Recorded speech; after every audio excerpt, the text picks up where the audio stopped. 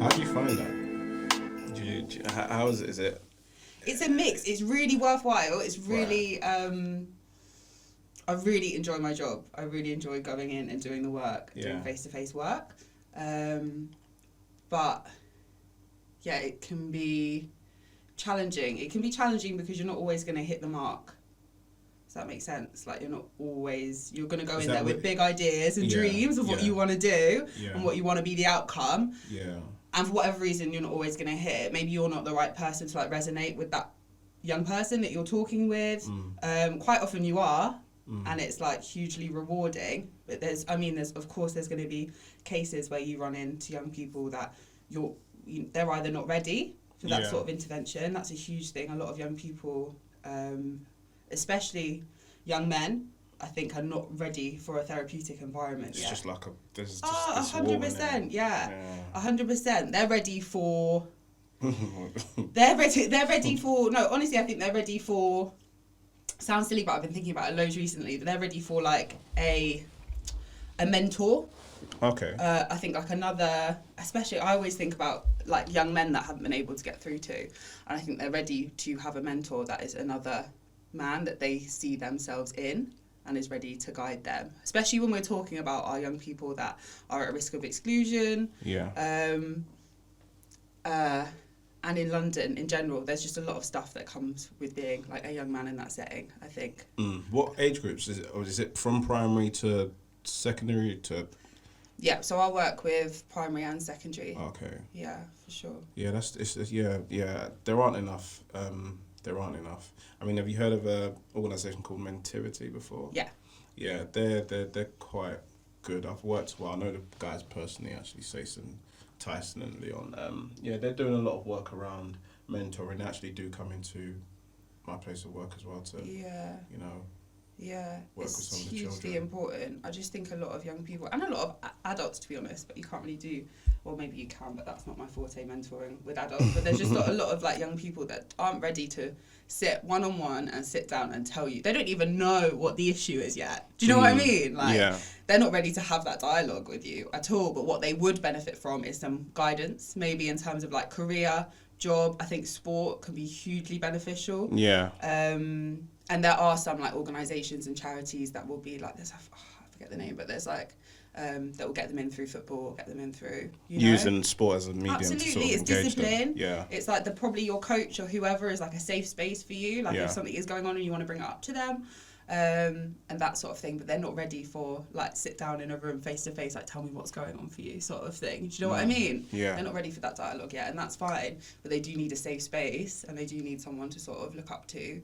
And some guidance, and a lot of, especially when I work with young people with challenging behaviour, quite a lot of the time you've got, for example, like teachers are looking to get them, 5 A stars to C and whatever, right? So the school looks good. This is never going to happen. It's never going to happen. Do you know what I mean? So when we're going in with those sorts of young people, we need someone to be there just like, what do you want to do? Like, what's the career goal? Now let's track back from that. So what do you actually need? Do you know what I mean? To maybe go to college.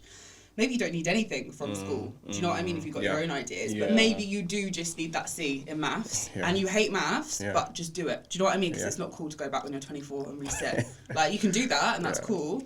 But like, we're aiming sometimes, I don't want to say, we're just not aiming in the right direction for them. I think the school system's got like lost in that respect. It's difficult for schools, man, because like you said, they've got their targets to hit, and so they use all of these different like organisations or interventions to try and support these children. So, I mean, that's the hard thing, actually, trying to, like you said, get the young people to actually open up and understand why you guys even come to the school in the first place, to try and help them. What drew you to what you do? To the role? Yeah. I think, what's really common with a lot of, I can't put this as a blanket term for everyone, but a lot of people that work in mental health, I think, have experienced some of their own issues. For me, that was the case, and I had a lot of issues, especially in like my teenage years. Okay. Do you mind diving into, without getting to Yeah, I was like very depressed. I had a lot of sort of eating disorders and issues. Okay. I didn't have a friendship circle through Right. sort of secondary school, and I was very, very isolated. Right. And I think at that time, it's hard to know because I feel like it's such a distant past memory. Do you know what I mean? I kind of blocked it out, but at that time there wasn't. We say now that like mental health is like really stigmatized and people don't talk enough about it, which is completely true. But then, like, I'm 30 now, so I left secondary school in like 2008 or something like that. But I mean, there was nothing there, and I think going through something like that really makes you more like the beauty out of it. I'm always like. How did you? Sorry to cut you off. How did you manage to get out? It took me a long, long time to being. It took me years and years and years, like into adulthood, and just doing a lot of reflection, doing some therapy, and a lot of sort of just work. You've mentioned therapy, but like, before therapy, did you do a lot of things on your own, or did you have like a good network of people around you to support you, sort of thing? I did a lot of it on my own, and I don't want to say like I was always like loved. Of course. Do you know what I mean? But I wasn't ready to access support from anyone sort of around me. That was a me thing. I think I'm like innately I'm quite stubborn. So like if I don't want to do something, it's not going to happen. Yeah. And equally if I do, then it is. So yeah, and I think going through that for me, just you start to think it had to be for something, right? Do you know what I mean? It was so dark, like it had to be for something. And I think for me, what going through that did for me was like just give me this sense of like empathy for other people, both at work but also outside of work. Yeah. Do you know what I mean? I'm always like rooting for an underdog. I always want to have like a conversation with someone that might be struggling. I always want to bring people in because I didn't feel that I had that at that time for me. So I guess that's probably why I was drawn to the role. So did you find your courage, like you found the courage yourself, or was it like someone sort of like referred you? I think I found it myself, but I'll be really real with you. I think a lot of people can relate to this. It's like an ongoing journey. I don't want to speak on it like it's done for me. I feel like for the rest of my life it will be a battle that I'm staying on top of and winning.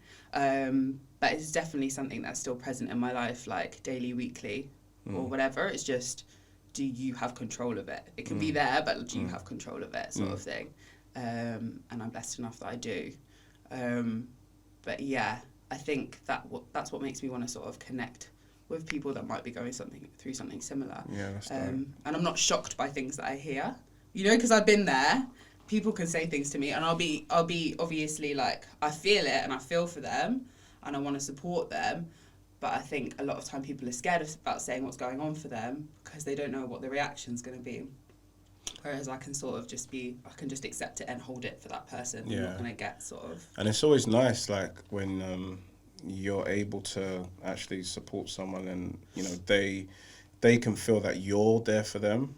That's a nice feeling, because even like with the children or young people that I work with, a lot of them, there was one young person in particular who she was just really holding back all of her tears, and I could see her just really like building up inside, and I said, it's fine, just let it out, just let it out. And she did, and after, like later on that day, she just came to me and she said she's really happy that I was there for her. So yeah, like I was saying, it must be a nice feeling for you to know that you can carry someone else's pain for a bit, and let them know that you're there for them. That must feel nice for you. 100%, yeah. Equally, I think you have to be the sort of person also that is quite boundaried in how you let things affect you outside, right? Yeah. So I have to, I think also what makes me good at the role is that I don't carry it out of work. Because you will have a lot of people that work in mental health that might be triggered or that carry the weight and the burdens of others, but actually you can't have that happen. If it's your 9 to 5, and it's your job, you can't have it sort of impacting outside. It's weird you say that because as soon as I leave work, I forget everything. Like, the girl was crying. I literally forget. Yeah. But it's just, I don't know. I didn't have to work on that bit. I mean, maybe it makes me cold and heartless. Actually, now I'm thinking about it, I'm like, no, you've got to protect. Yeah, you've got to protect your energy as well. It's like work is work. It's like anything, isn't it? Yeah. And the jobs. Oh gosh. Obviously, brought you here to talk about anxiety, which we're sort of touching on anyway. The interesting thing for me is that I never suffered with anxiety. Obviously, everyone's got some form of anxiety. Sure, yeah, we've all along got the spectrum, we've got a response. We've all got the fight, freeze response. It's innate in us. So we've got, that's our normal anxiety. We need that to keep ourselves safe, escape danger. We can't just be fearless, right? We'd get in all sorts of trouble. Exactly. But yeah, problematic anxiety, which is the issue, right? Is the type of anxiety that holds us back from doing things we would like to do or we really should be doing. You know.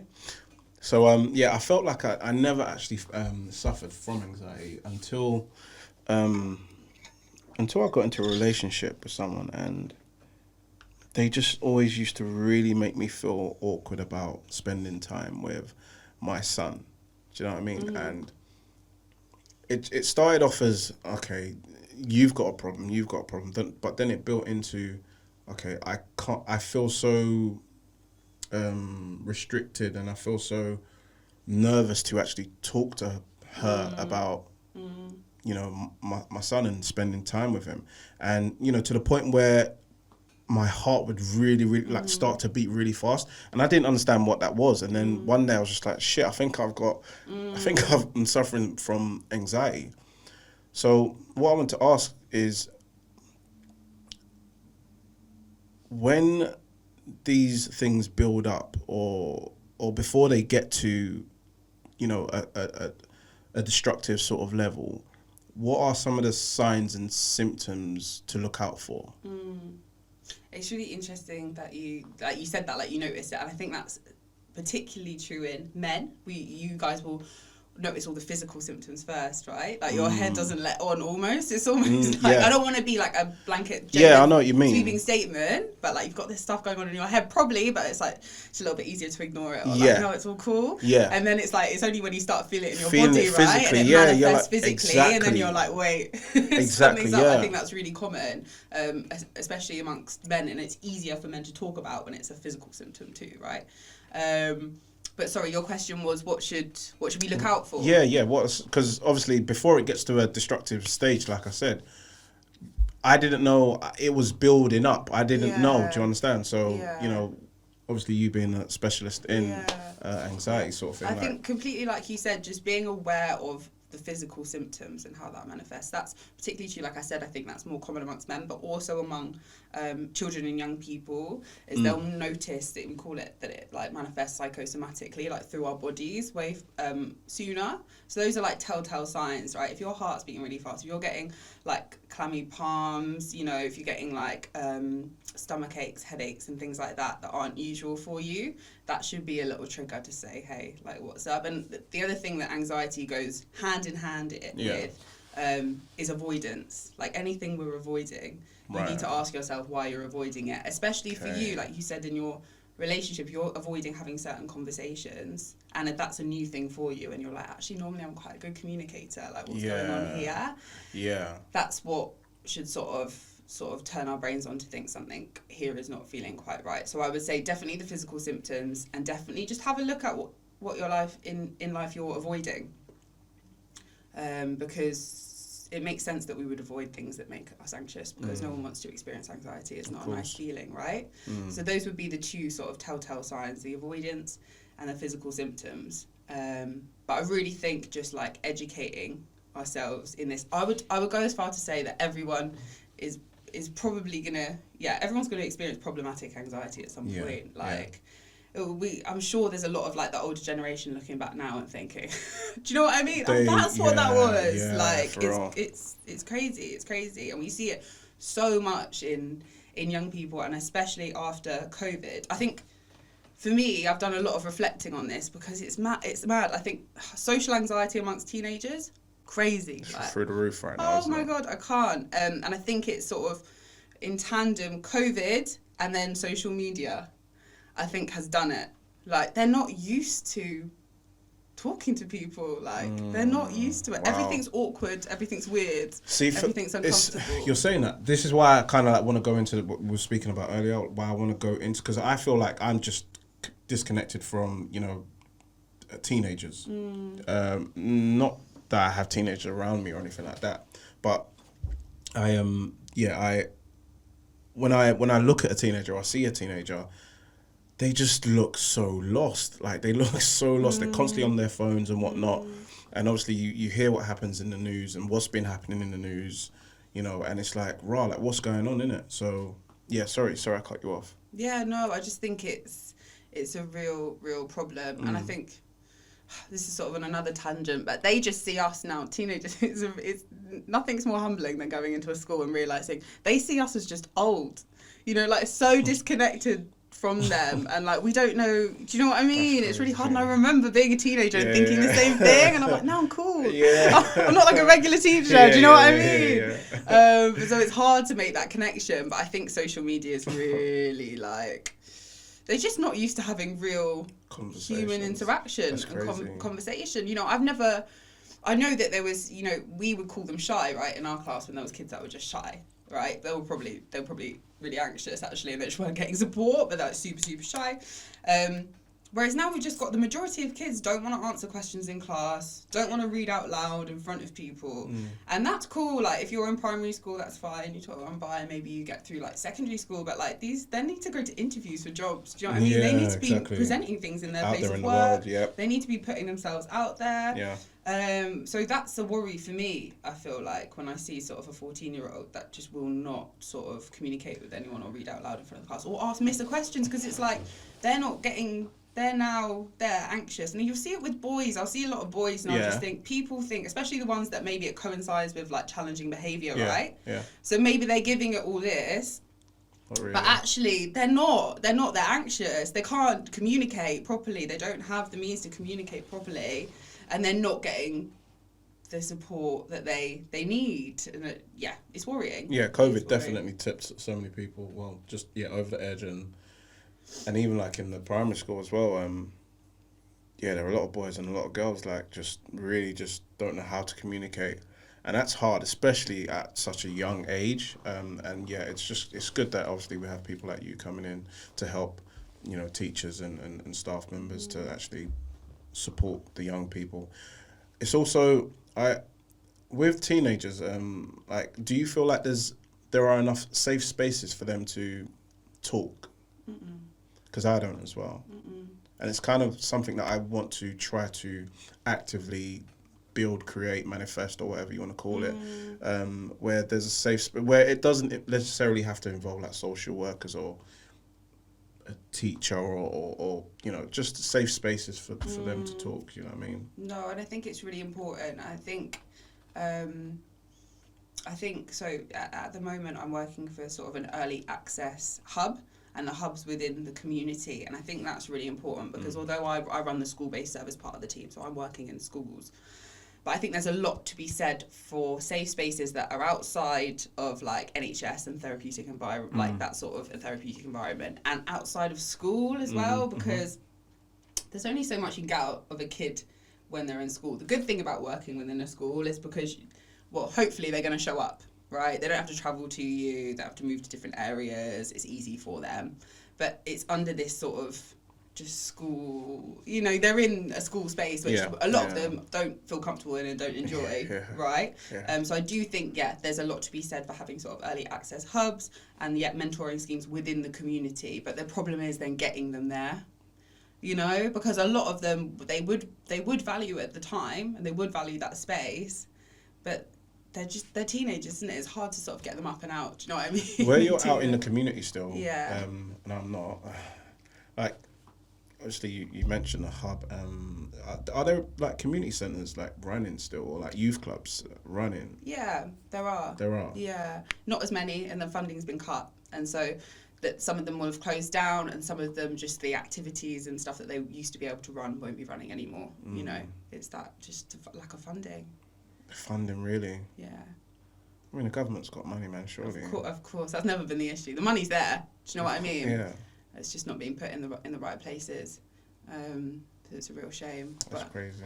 I think that getting young people there, and especially I always go back to young men, because I think that just the way that society's panned out, it's easier to access young women in these sorts of environments. Oh, it's easier. I think that the conversation has just been opened up much more amongst young women than it has young men.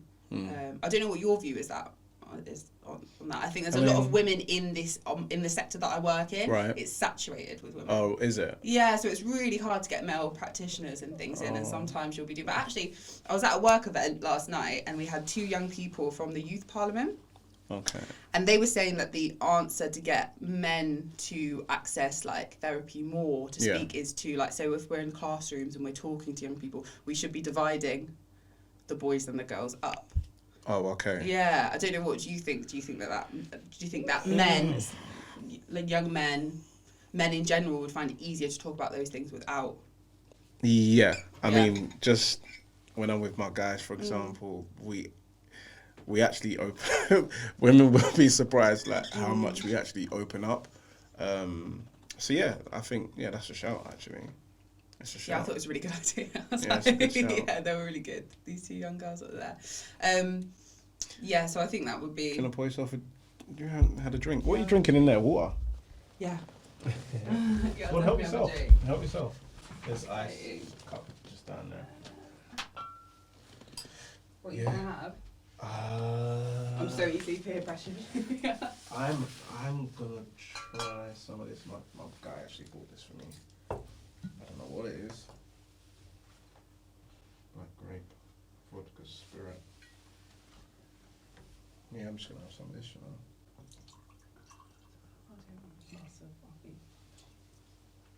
That was. Wait, so this is running now, but you're gonna. What? Yeah, it's cool. Don't worry. Well, you got me into it too. I was like, oh my god. Halfway through, I was like, oh, No, it's fine. It's fine. I'll just cut it out. It's cool. It's cool. I'm coming. Don't stress.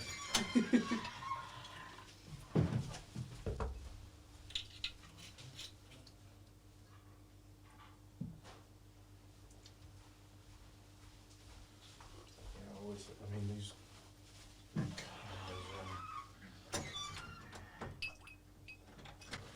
this is fun.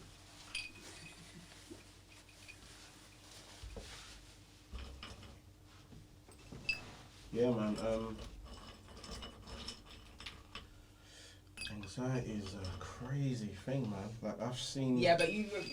I was gonna say that's like the anxiety. Then when someone else as well is the impact of that. Like you might get anxiety like if it's your ex's. Sounds a bit. Yeah, no, that was crazy, man. You, No, yeah, that was crazy. proper crazy. Yeah. But like, so for me, I said, Raj, I'm not gonna get myself into any more situations where, if you're not feeling comfortable with something, you've got to just either work on it to make it better to a point where you're happy with it, or you get rid of it. There's just no point. No in between. No. You waste a lot of time. Yeah. It's just so. My thing, what 2022, so 2021, I said, I've got to slow down. Like life for me, like my thing to people is just take everything easy, just slow down. Was there like a marker of that where you suddenly flipped and you were like, nah, or was it like a process? There was, but I can't remember what it was, but something happened in my life. Something happened. I can't remember what, but I was like, you know what? Nah, I just need to slow down, take it easy. It's all in God's hands, sort of thing. Yeah. And that's how I live now, man. Because I've always been a calm person. But then sometimes you can get carried away and forget yourself, innit? But yeah, man, I'm good now, though. So yeah, that's like my advice, innit, for like young people. Just, I understand you're going through things, but like there are people to help you and support you, but try your best as well to just take it easy and like slow down, innit? So. Yeah, I think it really helps. I think young people and adults just really benefit from just doing the work on themselves to find out what you need. Like, what do you need to like make you feel like happy and safe and secure. And it sounds so simple, but actually a lot of people like can't really answer that question or don't think about it enough. Do you know what I mean? And making sure that your life aligns with your morals and your values. You know, like what do you value in life? Like what are your morals? And just making sure that like it's good to have goals, and I like goal setting and thinking of that, but it's also the process. Like what actions do we just take day to day to make ourselves like a little bit better, or like make sure that we're on the right path and going in the right direction? Because it's great to have like these dreams and wishes and dream big and all of that. I'm here for that. Sometimes I think that's just like too much in the future that actually it never comes, because we're just so caught up in like what's my life look like in 10 years, or what does this like, when actually it's like we can change day to day just by 1%, and if we're moving in the right direction. And a lot of people do find getting to that sort of realization or that point in their lives, they find it difficult, because I've seen so many people like who suffer from not just anxiety but mental health in general. Just it's like so difficult for the wire in their brain to just switch, you know. And obviously one person in particular, she suffers from anxiety so bad, like to the point where she, you know, she's a performer, she sings, she acts and whatnot, but she'll go like 2 days just going through every scenario that's going to happen before she sings and whatnot. She throws up, she gets headaches, and it's like, wow, it's just so much. So what sort of techniques can a person like that use? Yeah, there's lots. I would say if it's that bad, then I mean you wanna be talking to someone, really. That's the first bit of advice that I would say, is knowing when to seek support and when our lives like feel unmanageable. And when we keep running into sort of the same thing. Because she's caught in between, and I hope she's all right with me talking about this, but she's caught in between what she loves, but dealing with but having anxiety as well. Yeah. That for me, that's crazy, because I love playing football. You get nervous before like a match or whatever, but it's all right. But I just can't understand. Say that, though, 'cause I think a lot of guys really struggle with anxiety before playing football. Really, more than they would let on. I mean, I was involved in the cup final on Sunday, and yeah, that was great. That was because there was loads of people there watching. So for me, that was just nerves. But so what's the difference between nerves and anxiety? Is it the same, or is it? Yeah, it's kind of like nerves is just like, it's kind of like just an actual feeling, and it's fleeting, and it comes and it goes. We don't get so many like of these like body sensations, and it's not, you can get nervous about a multitude of things, right? It might make you nervous. Anxiety is more consistent on the thing that like makes us anxious, and nerves is like more fleeting. It's less like it's not going to come back up as much for us, and is less sort of like severe, I would say. The same with fear. I always get asked with fear as well, like what's the difference between like fear and stress, and all of that sort of thing. But anxiety is more persistent, and we can really sort of pinpoint how anxiety like affects people. But yeah, I guess in terms of that, there's loads of different strategies. The most important thing is like finding out what works for you, right? So there'll be like different like breathing techniques that we can use or whatever, and grounding strategies. So like sometimes if someone's like having a panic attack, the last thing we want to do is like tell them to like take deep breaths, right? Because they feel like they're dying. They feel like their heart's gonna burst out of their chest, right? If you're ever like stressed or even like angry or frustrated, and someone's like, calm down and take a deep breath, you're like, are you joking? Like I'm way beyond that, right? I'm not computing what you're saying. So we have like grounding strategies that just sort of like bring you back into the room and like back into your body and back into yourself. And that could just be sort of like as simple as like naming things that you can see around the room, things you can hear, like things you can touch, and just like bringing you back to sort of your present self. But 9 times out of 10, for the ones that like make our heart race or make us feel out of breath and that sort of thing, we can calm them just through breathing. But the important thing to remember when we go on about like breathing techniques is they really need to be like practiced at a time when we're not feeling anxious.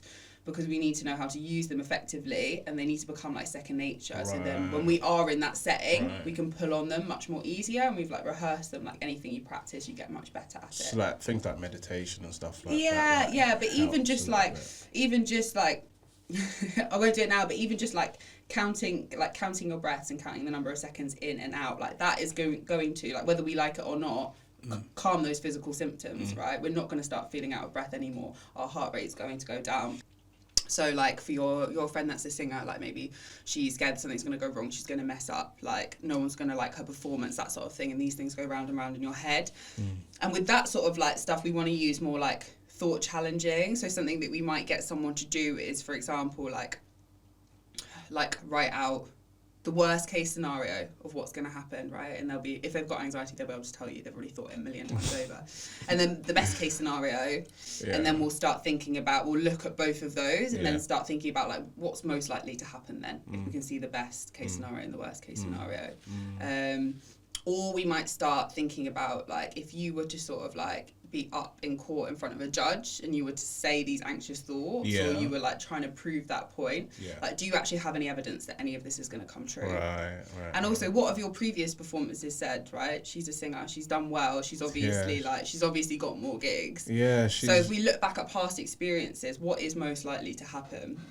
But this stuff takes time. That's the problem with anxiety. The good thing is it is quite treatable, and a lot of people are able to make really, really good progress with it.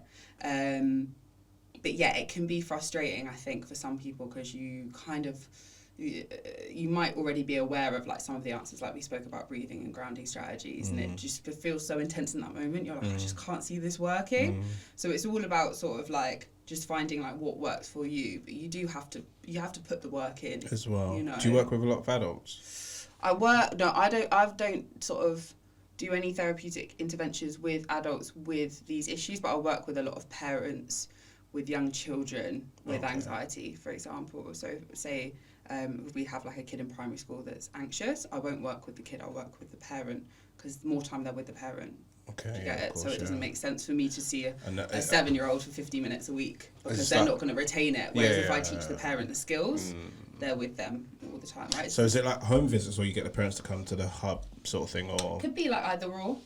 Yeah. Okay. So I've gone to do home visits, or do like children, might meet at like a children's centre. Right. Might meet, the school might like host or something like that. Right. More often than not, you'll find that there's numerous ways you can get anxiety, right?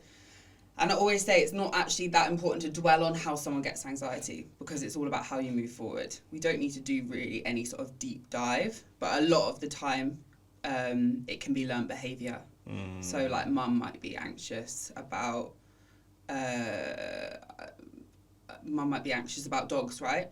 The child picks up anxiety around dogs, and it's like a learned behaviour. That's crazy. Kind of makes sense though, doesn't it? And that's not an extreme example. That's not like the end of the world, but you might have a parent with health anxiety, and then the kid's suddenly gets a headache and then thinks they're dying. Do you know what I mean? Like quite a lot of that, and that's why it's really important to work with the parent, because if we can educate them and let them know. Yeah. But also empathise and validate. Do you know what I mean? Yeah. If they're experiencing anxiety too, I'm not going to go in and say, you need to sort that out because your kid's now got anxiety. It's like, maybe we can signpost you on to get some help, and just give you a little bit of background of why your child might be sort of responding in this way. But like I said, it can start, I would say that anyone that has anxiety, save yourself the like deep dive into like why it's there and why it's manifested. It's not all that important when we are trying to treat it. Right. To be honest, it's much more important about how we move forward. You have different types of therapy, like maybe you've experienced trauma when you're young. Right. You might want to dig into a little bit of that. Do you know what I mean? Just to sort of fully understand what went on, because quite often when we experience trauma, we detach from it, and like then we can never really like necessarily solve it. And you might want to sort of touch on it. Something like anxiety, it's much more important sort of how we're moving forward with it, rather than how it all started. Right. It's interesting. It's a tricky one. It's a real tricky one. But I think the answer lies with just having just role models, and and I think we need to do more work with, I think part of like your responsibility as someone that works with young people is having more like like co-producing more things with young people. So having these, like having this dialogue, for example, with a young person. I was at a work event yesterday and we had some like members of the youth parliament there talking, and it's like, this is what we need more of, because we can think we get it, but like we're old now. We don't get it. Do you know what I mean? It's like really important to have a young person's voice shaping the services that they access. So do you know what I mean? Like if you're going to start a space for young people, that's a safe space for talk. Like we need to bring young people into the conversation while we're making 100%. That space. Oh yeah. You know, yeah. And like just getting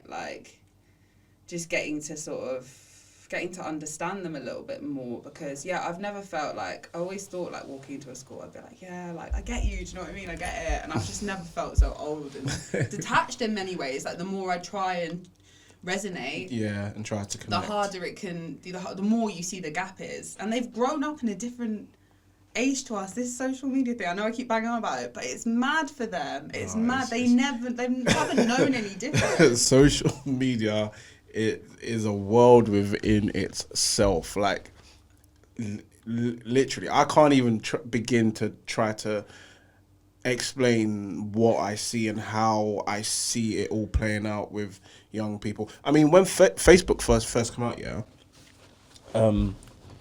when it first come out, I was like, what? Oh, what? People are just uploading their emotions and how they feel and what they've been doing and what they're eating, and I said to myself, this is dangerous. I can't even remember when Facebook come out, but that's when I realized, oh shit, this whole thing is about to take off and it's just bad. So I already knew, and I don't know what it is with me. I'm just kind of really? like, Did you yeah. Oh, no, I knew from No, I knew from a long time ago. No, it's bad. You can upload your emotions, your location, how you feel, and it's so what quick. Eaten. Do you know what I mean? No one has to check it over for you. You don't shoot it to anyone first and say, is this safe? It's just you could be in your most heightened and you're saying all sorts. Yeah. And you're just putting it out there in the world. Yeah, but we've got to remember, like it's crazy. Like this, like and that's as grown people. Do you know what I mean? Then we give that, like, you've got bless these teachers, because I'm going into school some days and they spent their first 2 hours, these teachers, if their school day, sorting out something that was said at 2 a.m. or whatever, like, outside, and they're like, this isn't even my job. Like, I'm sorting this out. And I just think, to any parent also, I'm just like, turn off your Wi-Fi router. When people go to bed, stop giving them access to the internet. I'm not saying don't let them have social media. I'm not saying, but turn off your Wi-Fi router. Why have we got 10-year-olds at 2 a.m. causing all sorts of issues? What's going on? That's for what's going on? It's mad. And also it's a safety thing. Like, don't get me started on like people, like we've got children sending like nudes. Do you know what I mean? It's all sorts of issues that are like, I don't even want to think about. Do you know what I mean? It's just causing all sorts of problems for them. And I know, because I'm grown, and it causes issues for people in my network, let alone, do you know what I mean? We're giving this the same privilege to children. And I feel like these types of conversations are just real. School's great, but so much more needs to be focused in class on things like this, like so much more. Yeah, it's interesting you say that. We've just recently had some schools requesting like conversations around like over-sexualized behaviour and consent for year 5 and 6, which maybe I'm naive, but I was kind of like, seriously? No, you're but not. It's just like, trust me, you're not. Yeah, it's you're not. Yeah, it's you're crazy. Not being naive. Like year 5 and 6. Yeah, that's they're at it from a very young age. And I feel like obviously all of these different like ages and stages, this has been present through time, right? But again, I go back, I feel like internet access, social media is just put it on a different level. It's like maybe we had an idea or maybe we had a whatever, but like the access to absolutely everything, it's just gone mad. Do you know what I mean? Yeah. It's a little bit different. Like these aren't new things that, do you know what I mean, like children are thinking about and whatever. That's all fine and normal and to be expected, but I think the internet and like social media and all of this has brought it to a level where we need to like. And you must come across, I don't know, but do you come across young people or people in general who can't sort of differentiate between reality and social media as well? Like, Yeah, I think that's through the That that's through the ages, isn't it? I think though, but yeah, absolutely. And I think, yeah, definitely. I think it's a big yeah, it's a big problem for sure, for sure.